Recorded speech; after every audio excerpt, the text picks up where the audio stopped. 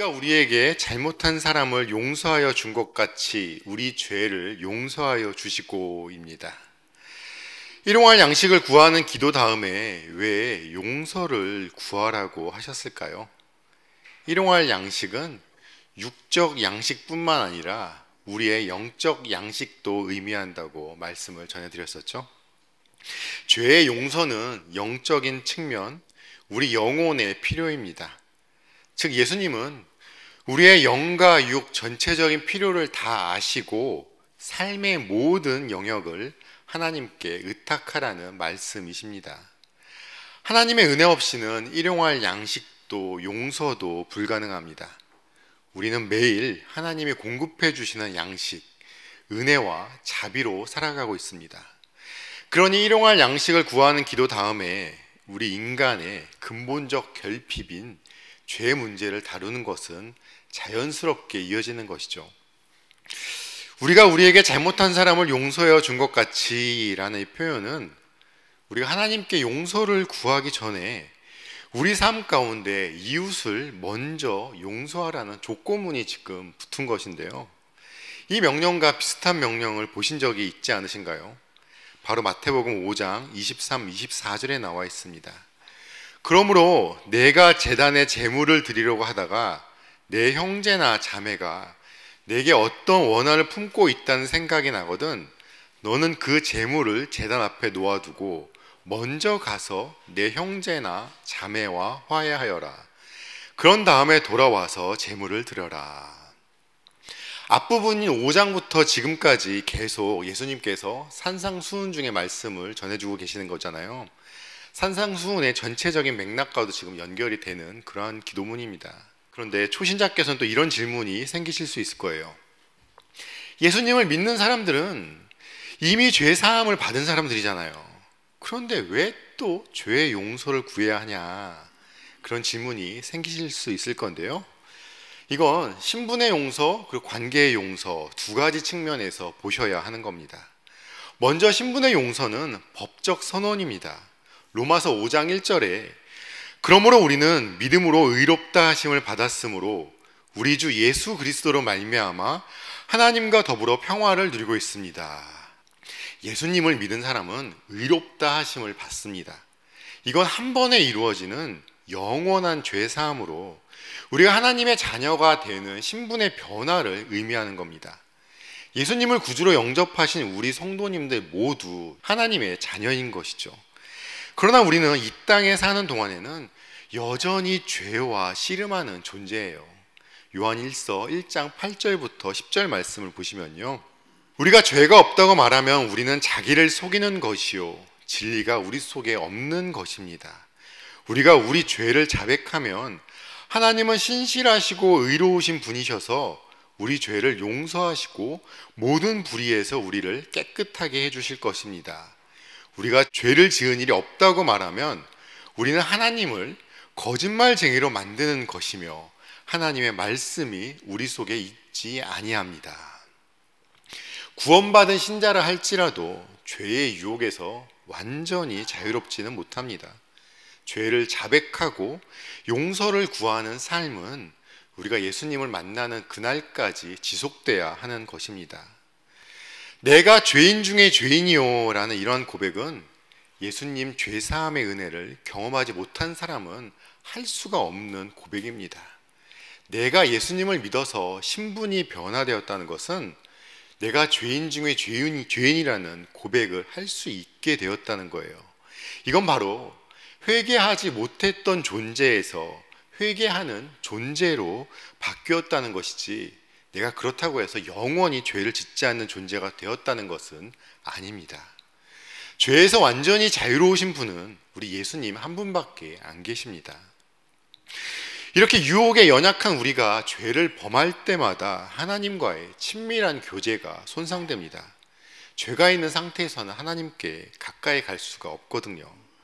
하나님의 자녀로서 우리가 친밀한 관계를 회복하기 위해선 죄를 자백하고 용서를 구하는 회개 기도가 필요한 것이죠.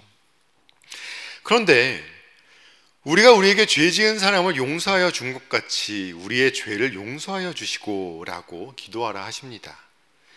내가 하나님께 회개하고 용서받기 전에 우리에게 죄 지은 사람을 용서하라고 먼저 말씀하신 건데요. 제가 한번 직접적으로 물어볼게요. 나한테 상처 준 사람 용서할 수 있으세요? 있으세요? 굉장히 어려운 말씀 아닌가요? 철천지 원수가 용서가 되시냐는 거예요. 안 되시잖아요. 그런데 지금껏 주기도문 기도하셨잖아요. 용서할 마음도 전혀 없는데 이렇게 기도하셨던 건가요?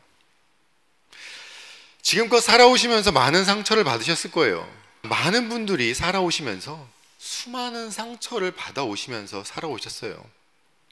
부모, 시어머니, 시누이, 같은 가족, 친구 또는 같은 교회 성도 등 내 주위에 많은 사람들에게 상처를 받았고 이렇게 살아왔습니다. 그럴 때마다 내 가슴 속에는 굳은 살이 생겨가지고 받은 상처가 정말 너무 커서 내가 딴 사람은 다 용서해도 저 사람만큼은 절대 용서 못하겠다, 그런 생각이 드시는 분이 있을 수 있습니다. 아니, 많은 분들이 속에 있으실 거예요. 그러면 이 나의 모든 것을 다 아시는 주님이 내가 상처받고 내 마음이 아프다는 것을 모르고 용서하라고 시키셨을까요? 아니요. 다 아세요. 내가 상처받았다는 거 다 알고 내 마음속에 굳은 살이 생겼다는 거 다 아시는 분입니다. 그럼에도 불구하고 우리에게 용서하라고 시키셨을 때는 내가 예수님 말씀에 순종할 때 그만큼 부어주시는 은혜와 축복이 크기 때문에 시키신 겁니다. 나에게 가장 잘 맞는 것과 나한테 가장 좋은 것을 주시는 예수님이십니다. 나를 너무 잘 아시는 예수님이 내가 힘들다는 걸, 내가 괴롭다는 걸 너무나 잘 아심에도 불구하고 나한테 시키신 것이 그 어려운 내 죄를 용서받기 전에 나에게 잘못한 사람을 용서하라는 말씀이에요. 우리가 예수님 말씀에 순종할 때 부어주시는 은혜와 축복이 너무나 크다는 건 우리 성도님들 잘 아실 거예요. 그 은혜와 축복을 제가 다 전해드릴 수는 없지만 그 중에 3가지만 오늘 먼저 전해드리면요. 첫째로, 용서는 내가 건강해지고 내가 사는 겁니다. 내 내적 치유의 시작이 바로 용서입니다. 여러 번 말씀을 드렸었죠. 누가 나한테 독화살을 쏘면 빨리 뭐부터 해야 한다고요? 얼른 독화살부터 빼셔야 됩니다. 대체 누가 나한테 독화살을 쏜 거야? 감히 나를 죽이려고 들어? 그러는 동안에 온몸에 독이 퍼져서 죽습니다. 나는 죽었는데 반대로 독화살을 쏜 사람은 버젓이 잘 살아가고 있어요. 그 사람 생각만 하면 화가 나서 도저히 용서가 안 되고 미운 사람이 있나요? 지금 성도님들께서 그 사람을 미워한다고 해서 그 사람 머리카락 하나 뽑히는 게 아닙니다. 그 사람은 지금도 잘 먹고 잘 살고 마음 편하게 잘 지내고 있어요. 누굴 미워하면 나만 괴롭고 힘듭니다. 용서라는 건 내 마음에 박힌 독화살을 뽑는 겁니다. 그리고 무엇보다 내가 다른 사람을 용서할 때 하나님과의 깊은 교제가 회복되기 시작합니다. 아버지께서 나를 용서하신 그 자비를 함께 누리는 은혜를 받아요. 마태복음 5장 7절에서 이렇게 말씀하셨습니다. 자비한 사람은 복이 있다. 하나님이 그들을 자비롭게 대하실 것이다. 이 자비롭다는 것은 긍휼히 여기는 마음은 하나님의 속성입니다. 우리가 하나님의 성품을 따를 때 다른 사람이 아니라 바로 내가 하나님한테 그 혜택을 받는다는 말씀입니다. 자비한 사람은 하나님이 그 사람을 자비롭게 대하는 복을 받는다고 말씀하셨잖아요. 또 기도는 우리 능력으로 할 수 없는 것을 기도하게 되죠. 용서 역시 우리가 할 수가 없습니다. 나에게 죄 지은 사람을 용서하는 것은 내가 하는 게 아니라 예수님께서, 내 안에 계신 성령님께서 해주시는 겁니다. 그러면 우리 안에 주님의 평안이 임합니다. 빌립보서 4장 6절 7절 말씀을 보십시오. 아무것도 염려하지 말고 모든 일을 오직 기도와 간구로 하고 여러분이 바라는 것을 감사하는 마음으로 하나님께 아뢰십시오. 그리하면 사람의 헤아림을 뛰어넘는 하나님의 평화가 여러분의 마음과 생각을 그리스도 예수 안에서 지켜줄 것입니다. 미운 사람, 나한테 상처 준 사람 놓고 하나님한테 한번 기도해 보신 적 있으세요? 다른 건 다 기도하시면서 왜 그건 기도 안 하시나요? 누군가 용서하는 건 내가 하는 게 아닙니다. 예수님께 맡기고 기도하셔야 합니다. 용서는 내가 저 사람을 용서해야지 하면서 화가 나는 상대방에게 내 화를 억누르면서 막 내 감정을 억누르는 게 아닙니다. 그게 아니라 하나님께 모든 것을 맡기는 일종의 믿음의 고백입니다. 그럴 때 주가 주시는 평화가 우리에게 임하게 되는 것이고, 용서를 통해서 내가 용서해 준 상대방이 아니라 내 마음이 치유와 평안을 경험하고 내 안에 내적 치유가 생기는 겁니다. 두 번째로, 용서는 내 기도가 하나님께 상달되게 만들어줍니다. 앞서 마태복음 5장 23절 24절에서도 말씀하셨지만 마태복음 6장 14절 15절에서도 다시 말씀을 하세요. 너희가 남의 잘못을 용서해 주면 너의 하늘 아버지께서도 너희를 용서해 주실 것이다. 그러나 너희가 남을 용서해 주지 않으면 너희 아버지께서도 너희의 잘못을 용서해 주지 않으실 것이다. 너희는 이렇게 기도하여라 라고 말씀하시면서 가르쳐 주신 기도가 끝나자마자 다시 반복해서 말씀하시는 겁니다. 왜 반복해서 말씀하시겠습니까? 왜 예수님이 다시 말씀하셨겠어요? 중요하니까 다시 반복해서 말씀하신 것이고, 우리가 말을 잘 안 들으니까 말씀하시는 겁니다. 우리한테 그만큼 힘들 거라는 거, 우리가 잘 안 들을 거라는 거 우리 예수님도 아십니다. 그럼에도 불구하고 우리한테 시키신 명령이라니까요. 그럴 때, 그 명령에 순종할 때 우리한테 부어지는 그 은혜가 얼마나 크겠어요. 우리가 남을 용서해 주지 않으면 아버지도 우리 잘못을 용서해 주지 않으신다잖아요. 이게 얼마나 중요한 문제입니까? 하나님께서 우리 잘못을 용서해 주지 않으시면 우리 죄가 용서받는 게 아닙니다. 우리 죄가 해결되지 않은 상태에서는 우리가 하나님께 가까이 갈 수가 없습니다. 하나님께 가까이 가고 우리 기도를 상달시키기 위해선 용서는 우리의 선택사항이 아니라 반드시 해야 할 필수사항인 것입니다. 내 마음이 아프다 보니까, 내 감정이 상해 있다 보니까 이 용서를 감정이라고 생각하시는 분들이 계시는데요, 용서는 감정이 아니라 의지의 결정입니다. 내가 화가 나고 마음이 상해 있음에도 불구하고, 그래, 예수님께서 용서하라 하셨으니 그 말씀에 순종하겠다는 의지의 결단입니다. 그렇게 말씀에 순종하는 결단을 내릴 때 내 안에 계신 성령님이 내 마음을 만져주시면서 실제적인 용서의 능력을 주시는 겁니다. 그리고 용서는 내 복수심과 감정 모두를 하나님께 맡기는 믿음의 행위입니다. 로마서 12장 19절 말씀, 사랑하는 여러분, 여러분은 스스로 원수를 갚지 말고 그 일은 하나님의 진노하심에 맡기십시오. 성경에도 기록하기를 원수 갚는 것은 내가 할 일이니 내가 갚겠다고 주님께서 말씀하신다 하였습니다. 내 억울함과 분노 때문에 도저히 용서할 수 없다고 말하죠. 그러나 하나님은 너가 하지 말고 나한테 맡겨. 한번 생각해 보십시오. 내가 하는 복수가 더 무섭겠습니까? 하나님께서 해주시는 게 더 무섭겠습니까? 그렇죠. 우리 하나님이 해주시는 복수는 무섭습니다. 사실 우리가 상상할 수가 없는 거죠. 내가 해줄 테니까 하나님한테 맡기라는 거예요. 내 억울함과 분노 모두를 하나님께 맡기고 나는 주가 주시는 자유함을 누리며 살아가면 되는 것입니다. 또 이렇게 말씀에 순종할 때 말씀에 순종하는 자에게 부어주시는 그 축복이 우리에게 임하게 되는 것이고 그 사람의 기도를 들어주시는 겁니다.